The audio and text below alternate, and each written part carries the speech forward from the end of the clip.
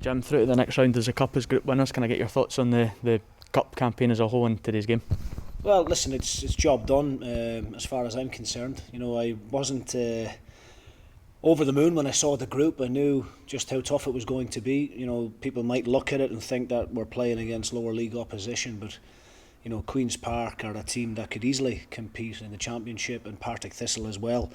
Two full-time teams, very well organised, and every game pretty much panned out how I expected it to. Obviously as a Premier League team, you're always the favourites and you're always expected to wipe the floor with these teams. But having played the game for the length of time I have, and having seen some of the shock results in recent weeks, then we didn't underestimate anybody. And I'm just delighted that I'm standing here, with us being top of the group, and we can all look forward to the draw tomorrow. Any preferences when that draw comes about, or are you just happy to be there? No, look, obviously, you want as easy a tie as possible. A home tie would be lovely. Obviously it would be nice to avoid the big boys, but at the same time, if we draw one of the bigger teams, then so be it. I think to win cup competitions, you're going to have to meet them at some point. So, but we'll just wait and see. It's nice that we can relax and look forward to it. Today was a really difficult game.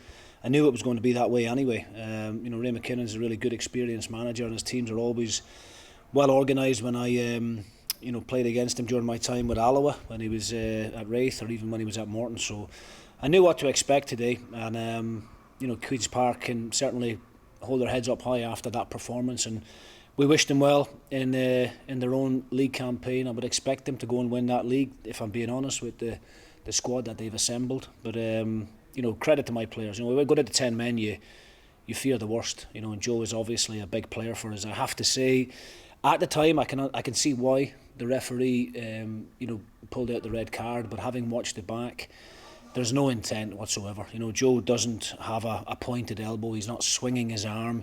He did lead with his arm, and it is up alongside the Queen's Park player's head, but there was certainly no intention there to go and hurt anybody. And hopefully I'll sit down with Tony Fitzpatrick on Monday, and we'll try and see if it's worth our while appealing it, because Joe's a big player for us, and we certainly can't afford to lose him for 3 games. How pleased were you with the team's performance after we went down to 10 men?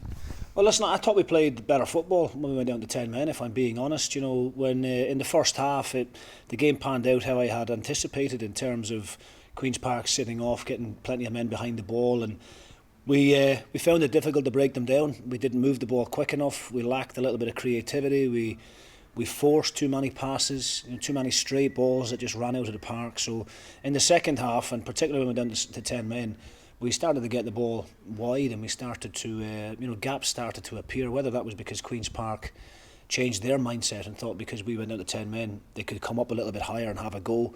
But I thought the players were excellent. I think they deserve a great amount of credit for getting through this week. It's been, it's been difficult. Obviously playing Dundee United on Friday, Morton in midweek, and then recovering again to go again against Queen's Park today. I think they deserve a huge amount of credit, because obviously prior to the Dundee United game, they'd been sitting in the house for 2 or 3 weeks. So fitness levels aren't where they need to be, but this last 3 games has given me a real opportunity to rotate the squad and to get some much needed minutes and some fitness into certain people's legs. And I'm just delighted that we were able to get the job done today.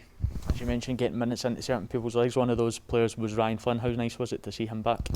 Yeah, listen, we're all delighted for Flinney, and gave him special mention after the game, and the players in there all gave him a real nice warm applause, because it's been a long road for him, and we all felt real disappointment for Flinney when he got that serious injury, but he showed real strong character during that period. He's worked closely with Kevin Bain, and I know he appreciates the hard work that Kevin puts in. He's a top physio, and together they worked tirelessly. When some parts of the group were getting days off, Flinney was in.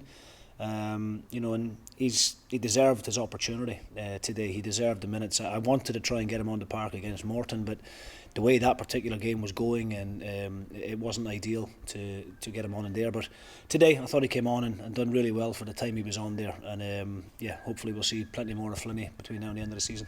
Jim, well done again today. Thanks, James.